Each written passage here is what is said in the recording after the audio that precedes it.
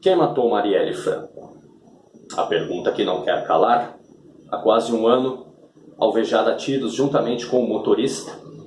E, obviamente, o brasileiro sabe que ali existe um envolvimento de milicianos, alguns grupos aí, chefes de tráficos e, obviamente, políticos que queriam calar a boca de Marielle. E Marielle foi uma defensora aí, né, dos direitos dos menos favorecidos, dos negros, denunciava aí policiais corruptos, né, todo um sistema podre que envolve hoje, que acabou com o estado do Rio de Janeiro. Um ser humano, uma jovem atuante e tantos outros seres humanos que morreram em que a mídia não dá ênfase. Por qual motivo, gente? A juíza que levou mais de 12 tiros porque investigava o crime organizado no Rio de Janeiro, chegando em casa, cadê a mídia que trabalhou esse caso só a primeira semana, depois caiu no esquecimento? Policiais que morrem aí e a mídia divulga no dia, cai no esquecimento.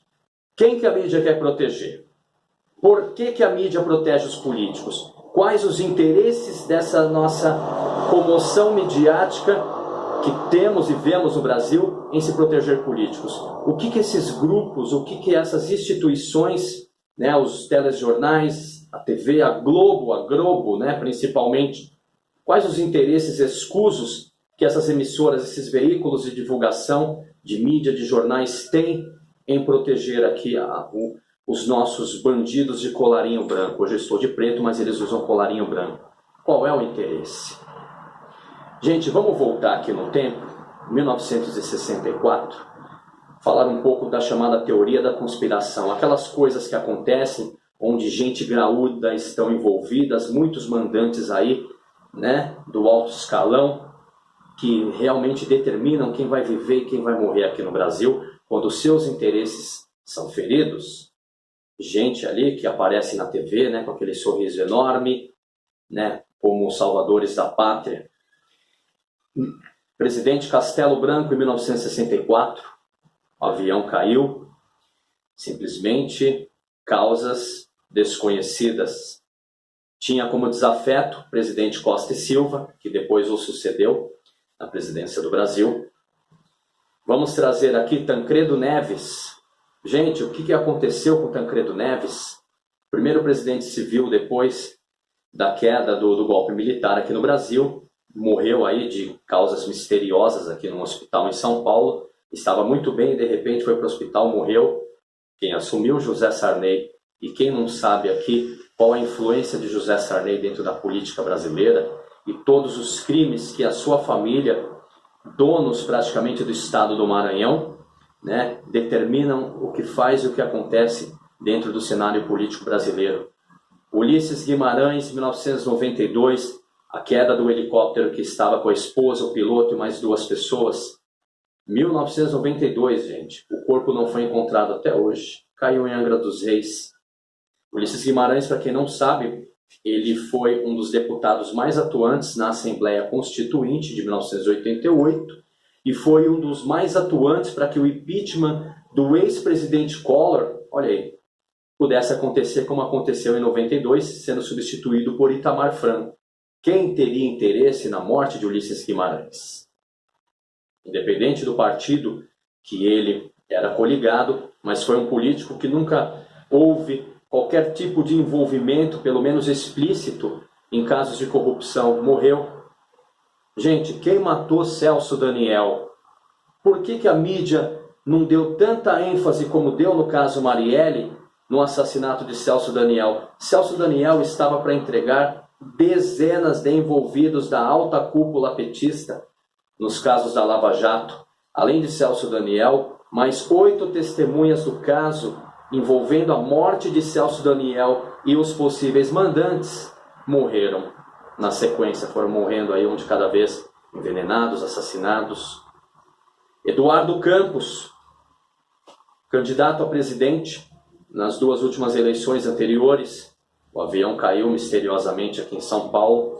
E é engraçado que no caso de Eduardo Campos, é muito estranho, porque o proprietário da aeronave que Eduardo Campos alugou, vindo aqui para São Paulo, ele morreu envenenado posteriormente, né, num quarto de hotel. Por que será? Teori Zavascki, relator da Lava Jato, ia liberar o sigilo de mais de 900 investigações, liberar aí a delação de mais de 77 pessoas em benefício aí da Odebrecht. O que será que esse pessoal da Odebrecht ia falar e quem seriam, né, entregues ali que ficariam numa bandeja para a justiça poder trabalhar? Quem matou essa gente?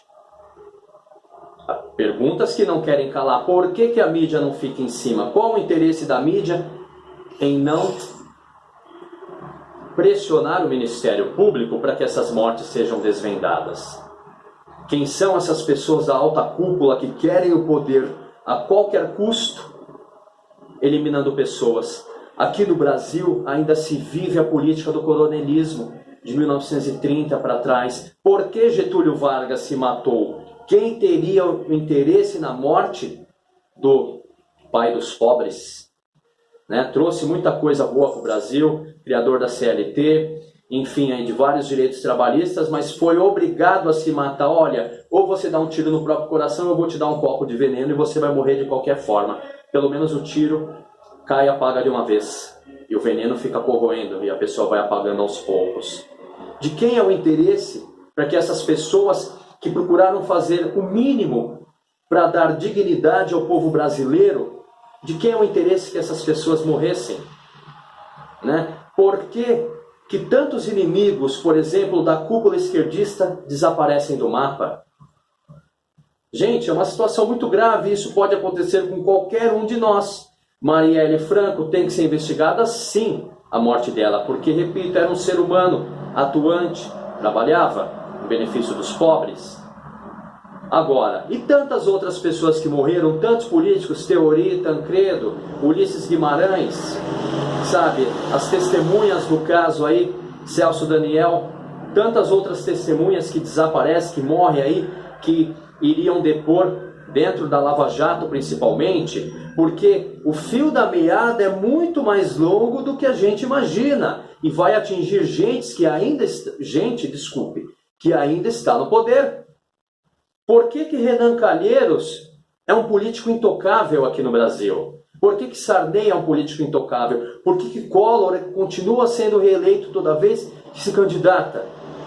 Na Bahia, por exemplo, a família de Antônio Carlos Magalhães, já falecido, criou-se uma dinastia e ali eles mandam. Por que Ciro Gomes disse que iria receber Moro à bala no Ceará? E, aliás, para quem não sabe, Ciro Gomes nem cearense não é, ele nasceu em São Paulo. E criou-se politicamente no Ceará, às custas de muita porretada e pressão. Olha, é aqui que a gente resolve, é na bala. Qual é o receio em se desvendar crimes que até hoje estão ocultos e que a mídia não tem interesse em divulgar? Né? A Globo, a batata está assando. A Foice de São Paulo, ou Folha de São Paulo, a batata está assando. Nós não vamos mais nos calar. O brasileiro está de orelha em pé, está ligado em tudo que está acontecendo. E a verdade vai aparecer, doa quem doer, tá certo? Esse vídeo ele foi uma sugestão da advogada Fernanda Guimarães. Na semana passada, gravei um vídeo por sugestão de um amigo de infância, Alexander Magno. Agora, Marcos Paulo, um amigo aí muito atuante que tem compartilhado os vídeos, nos apoiado aí, né, dentro do nosso canal. Nós vamos falar aí sobre o filho de Mourão, ok? Gente, um grande abraço a todos. Acessem o canal Tenório Semedo, deixem o seu like lá, ativem o sininho. Até a próxima. Um abraço.